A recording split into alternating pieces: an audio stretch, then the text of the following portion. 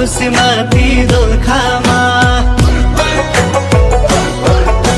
तामाङ भेषमा सजाउँदै आइपुग्यो डम्फु बजाउँदै दारको ठेकीमा अमिल मोय नामदुत गाउँको छिल्केमय डम्फुको काइरन गीत गाउने होला कि नहोला यो ठाउँमा भान्जाको आनी पर्ने कोही ओ यति रे